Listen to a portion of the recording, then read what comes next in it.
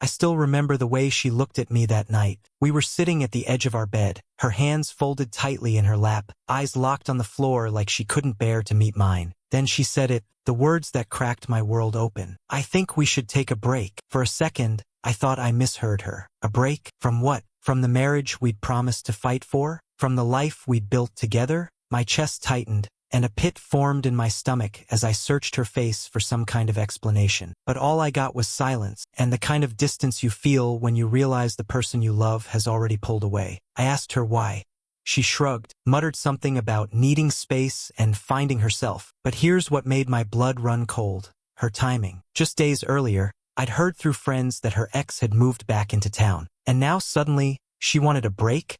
I wanted to believe it was coincidence. I wanted to trust her, to believe that maybe she really did just need time. But deep down I felt it, that gnawing, sinking suspicion that this wasn't about space at all. It was about someone else. And I was right. But what I didn't know at that moment was that her so-called break had nothing to do with finding space, and everything to do with who had just come back into her life. When I first met her, it felt like something out of a movie. I was the quiet, grounded guy who'd never been one to chase after the spotlight, and she was magnetic, the kind of woman who walked into a room and drew every eye without even trying. Somehow, out of everyone, she chose me. At least, that's what I believed back then. Our first few months together were everything I thought love was supposed to be. Late-night drives, shared secrets whispered in the dark, laughter that made me forget about the stress of work and bills. She made me feel alive in a way I hadn't before, and I poured every ounce of myself into making her happy. If she needed help, I was there. If she wanted something, I found a way to provide it,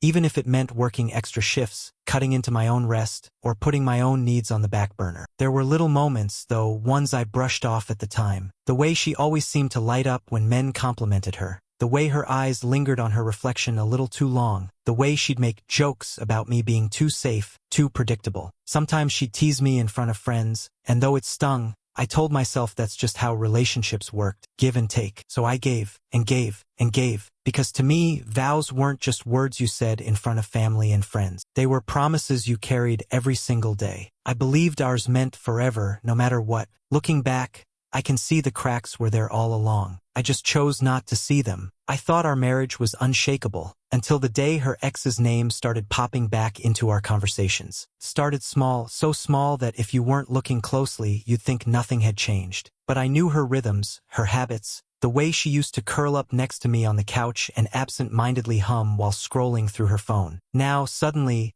her phone was glued to her hand like a lifeline. She'd turn the screen away when I walked by, or lock it before setting it down. When I asked who she was texting, she'd roll her eyes and laugh it off. "You're being paranoid. Do you want me to have no friends at all?" It wasn't the words that stung the most. It was the tone. Dismissive, sharp, like I was ridiculous for even noticing. And then came the nights out. Girls' nights, she called them. At first, I didn't question it. She deserved time with her friends. But when girls' nights turned into coming home at 2 a.m., smelling like a different cologne, I couldn't keep the questions down. That's when the gaslighting began. She'd flip it back on me, saying things like, "You're suffocating me," or "You're acting insecure, and it's making me not even want to be around you." I started to wonder if maybe she was right. Was I being too controlling, too suspicious? But then came the public slights. She'd brush off my hand in restaurants, laugh when her friends teased me, even compare me to her ex in subtle jabs like, "Well, at least he knew how to dress for a night out." Each time, it felt like a punch I couldn't show anyone I'd taken. The more I tried to hold us together,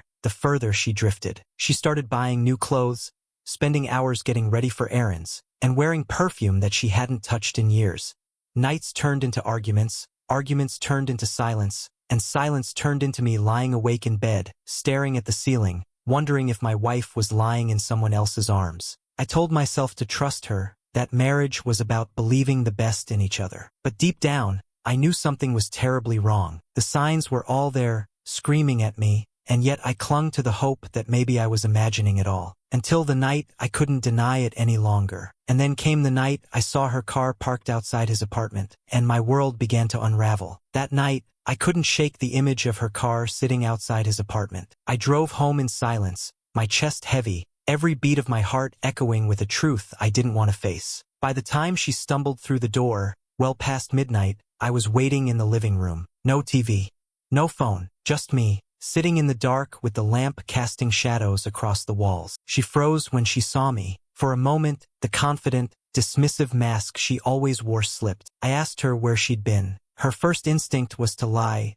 some vague excuse about running late, about losing track of time. But my voice cracked when I asked again, sharper this time. I saw your car outside his apartment. Are you really going to keep lying to me? Her shoulders sagged, and she sat down across from me, her eyes darting everywhere but mine. That's when she said it, the line I'll never forget. I've just been confused. I needed space to figure out what I really want. Confused. Space. Words that sounded so empty, so rehearsed, they made my blood boil. I wasn't confused. I wasn't lost. I knew exactly what I wanted. Her, our marriage, the life we had built. And here she was, talking like it was some puzzle she couldn't solve. I pressed her. And that's when the truth spilled out. She admitted she'd reconnected with him. At first, just as friends, she said. But then she added, feelings just came rushing back, and I didn't know how to stop them. Those words cut deeper than any knife. I sat there, staring at the woman I vowed to spend my life with, realizing she had already given her heart to someone else. I wanted to scream.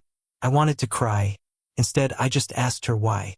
Why wasn't I enough? Why did she throw away everything we had? Her answer shattered me.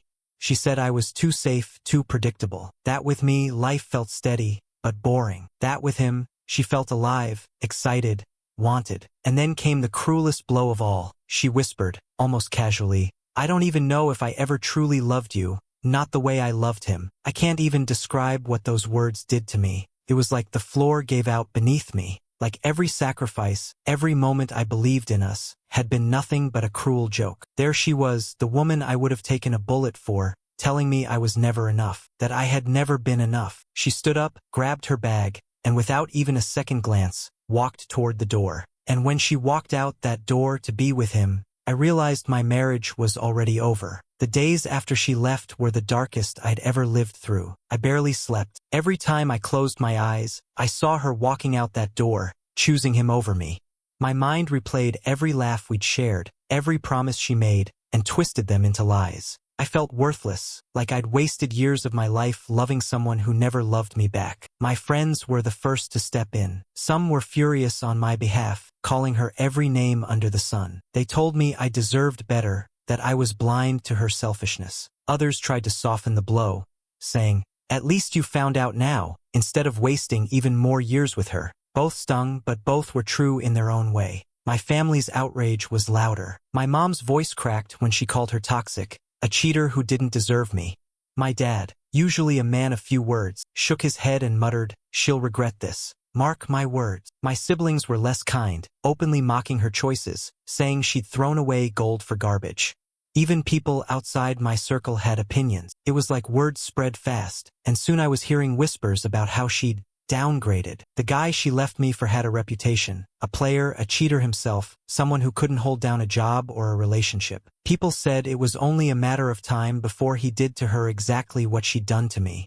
And when I finally shared my story online, the floodgates opened. Strangers in the comments tore into her, pointing out every red flag I'd ignored. She gaslit you. She never respected you. This was premeditated the second her ex moved back. Reading those words hurt, but they also healed. It felt like I wasn't crazy anymore, like the pain I carried was real and understood. Slowly, I began to breathe again. I leaned on the people who loved me, on the community that reminded me I wasn't alone. The healing wasn't quick, and it wasn't easy, but with every passing day, the weight on my chest got lighter.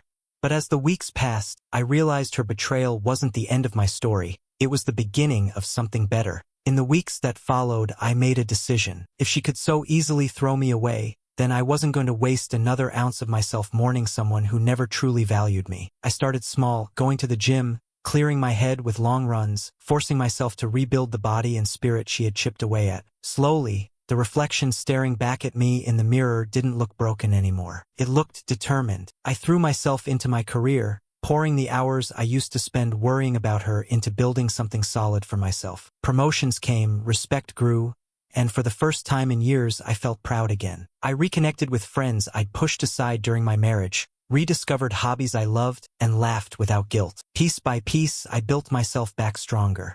Meanwhile, word trickled back about her. The fairy tale she thought she was running to quickly soured. Her new old boyfriend was the same man he'd always been, reckless, selfish, unfaithful. The drama that followed her choices became public, messy, humiliating. And though a part of me once longed for her, all I felt now was distance. She wasn't my problem anymore. That's when it hit me. She hadn't broken me. She'd freed me. By walking out, she gave me the chance to become the man I was meant to be, without her dragging me down. And the lesson? Loyalty should never be taken for granted. If someone betrays your trust, it's not a reflection of your worth, it's a reflection of theirs. She thought she was walking back to her past, but in reality, she just freed me to build a better future.